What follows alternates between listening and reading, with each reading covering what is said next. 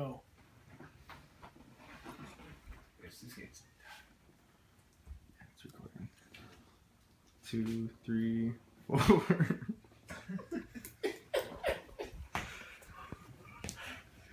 You got this, Derek. Okay, thank you all for coming. So I have a quick question for everyone to think about. What if all products were the same? So what if every couch was made the same material, the same size, same shape? But what if all cars looked the same? What if all cars were the same color? You know, it'd make for a pretty boring world and people really wouldn't be able to express themselves in any way. There are some products like that. One such product is video game controllers. And painting a video game controller yourself is an easy and inexpensive way to create a one-of-a-kind controller that all your friends will definitely be jealous of. You know, the popularity of video games has followed with the advancements in modern technology. Pete Osborne from IGN wrote, Xbox One console sales saw an increase of 63% this past month versus April of last year. Additionally, the number of global Xbox Live users increased by 24%. So there's definitely an increase, and more people keep buying these consoles. And when they do, they all get the exact same controller. This isn't just males either. There are female gamers. You know, people think of video games definitely male dominated, but there is females. And also, I personally have done numerous controllers myself. I'll show you a few examples quick. This is the standard Xbox One controller. It's a black standard issue, and these are both of mine that I created myself, as well as numerous Nintendo 64 controllers that I've also painted. And going back to females as well, you know, this is something that females can do. My girlfriend, for example, actually painted a Nintendo 64 controller for me, and she is not a gamer at all, never plays. But it's something that anyone can do, and it's a really good gift idea, and a really fun thing to do. So, through this demonstration, I'm going to show you the different steps it takes to create a one-of-a-kind Nintendo 64 and Xbox One controller. This involves disassembly, prepping, and then the painting materials and different techniques you can use. So before you can even begin to think about applying paint, you need to separate the plastic shell from the inner electronic hardware. This is really easy to do. I'll show you on the Nintendo 64 controller first. There's 9 screws that are completely exposed on the back. They're all Phillips head, so all you need to do is take these 9 screws out and try to keep them in a safe place where you're not going to lose them. Once you do this, you'll be able to remove it, like so. This one doesn't have any of the electronic components in it, but normally they would just be resting in here, and it's really easy to dump it over, take everything out, so then you have your 2 plastic pieces. The Xbox One controller is a little bit more complicated. Since we have all this sweet new design, there's no screws, no exposed screws in the back. They're completely solid.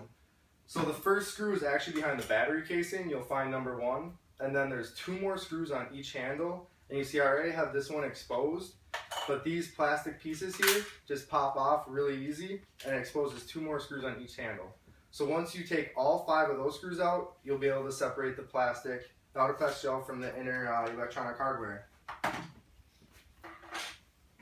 So that's the first step in getting your controller ready for painting. So you might think, oh, hey, sweet, I have this plastic shell now.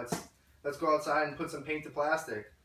But we're not ready yet. The next step is scuffing the controller. You need to scuff the controller so the paint adheres to it. Paint doesn't like smooth surfaces. Smooth surface paint's not going to stick and it's going to slide off. It's not going to look very sharp, and you're not going to be able to have an even coat. When the surface is roughed up, the paint will stick to it and adhere a lot better. So to do this, we use sandpaper. Recommend higher than 220 grit, 220 to 400 grit. You want to make sure that we're just lightly rubbing the surface. We're not removing material. We're not trying to make any deep scratches. So we just want a nice light scuff, mainly so the paint adheres to it. Now after you're done scuffing it, you need to clean all the residue and dirt and stuff from that off. Terry cloths are the best way to do this. Otherwise you can use something like a paper towel, a moist and dampened paper towel. But you want to make sure that you don't leave any paper towel residue left behind. Make sure the surface is 100% clean, because if it's not clean, you're going to see stuff in the paint. So now that you have it all sanded up and looking good, you're ready to put paint to plastic. Now, painting can be done in a different number of different ways.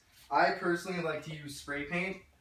It's very inexpensive and easy to get. Actually, Menards has over 215 different kinds of spray paint at their locations, according to the Menards website. And these are about $5 a can. So very inexpensive and easy way to get. You can also use acrylic paint and do hand painting. Like I showed you before, the controller that my girlfriend did, this Wild logo, is actually hand painted acrylic paint on top of spray paint. You only need to make sure that you give ample amount of time for your coats to dry. You're going to want to put at least 2 coats of paint on your controller, but you don't really want to do any more. All you want is a good solid cover, because the more paint you put on, the more your controller is going to weigh, because paint does have weight. So after you put your 2 coats on, you're going to need to use clear coat. And once again, you can get this very easy numerous places, and it's very inexpensive. Now, clear coat, you're going to want to put more of this on than paint. I shoot for 3 to 4 layers of clear coat, mainly because the controllers have a lot of wear and tear on them, you know, from hands just rubbing and doing that, so you want to protect the paint.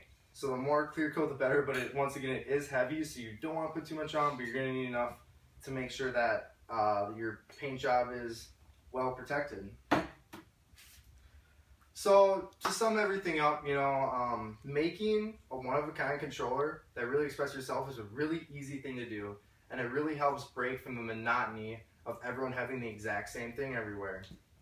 You know, as long as you review these steps that we went over as far as disassembly, prepping, and then actually painting your controller, you're going to be able to create something awesome.